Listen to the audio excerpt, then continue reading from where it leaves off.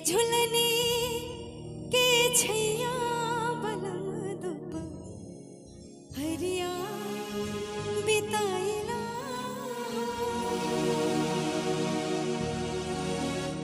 आ बिताइला दुप हरिया बिताइला आ बिताइला दुप हरिया नई झुलनी के छैया बनम दुप हरिया बिताइला नई झुलनी के छैया बनम दुप हरिया बिताइला नई झुलनी के छैया गोरी हम जिंदगिया बिताई दे नई झुलनी के छैया गोरी हम जिंदगिया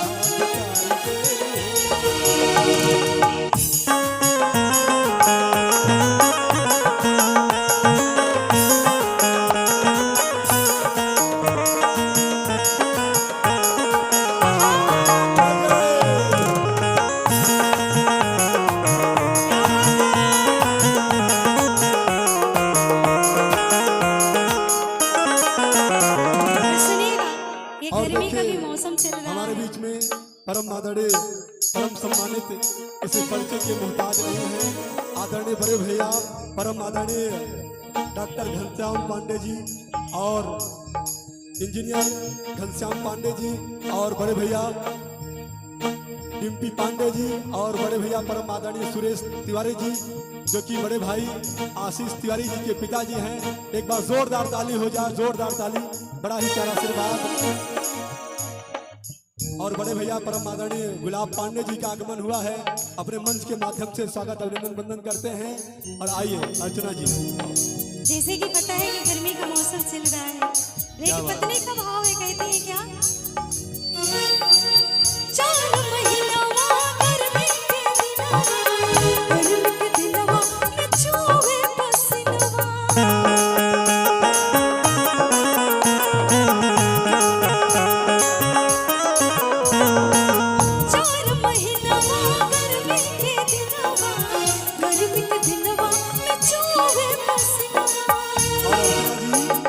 देखिए वाकई में गर्मी बड़ी बेमिसाल है और ये जून का महीना चल रहा है और पसीना जो कि वाकई में चू रहा है। बिल्कुल। तो एक फीलिंग जो है, गीत की फीलिंग क्या कहते हैं, अरे चूहे ना पसीना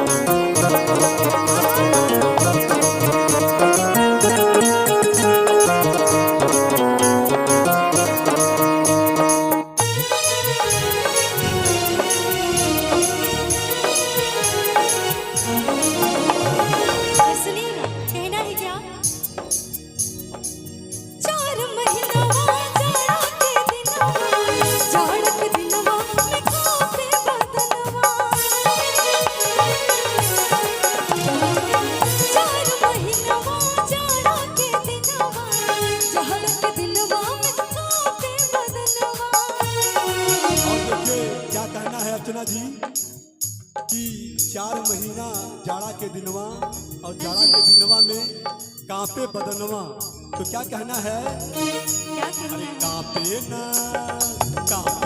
दे भई बदनवा गोरी तोरे पुरवा उठाए ले कांपे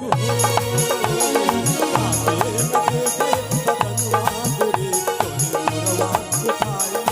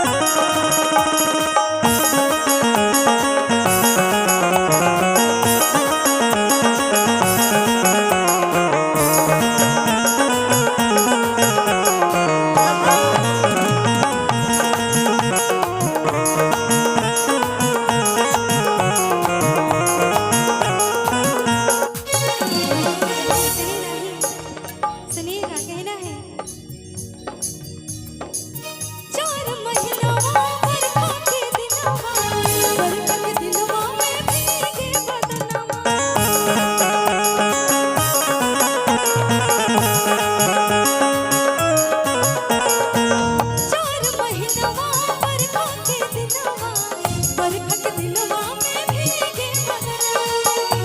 और देखिए क्या कहना है कि 4 महीना गर्मी के दिनवा और गर्मी के दिनवा में भीगे पसीनवा। कैसे क्या कहना है? ये भीगे ना दे भाई बदनवा गोरे तोरे गमछा उड़ाई दे गोरे। भीगे ना दे भाई बदनवा गोरे तोरे गमछा उड़ाई दे गोरे।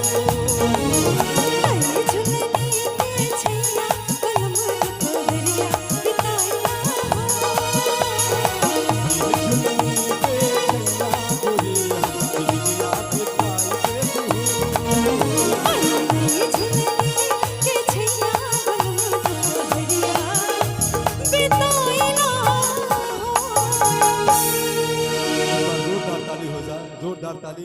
और जैसा कि हमारे बीच में परम आदरणीय चाचा श्री इंजीनियर घनश्याम पांडे जी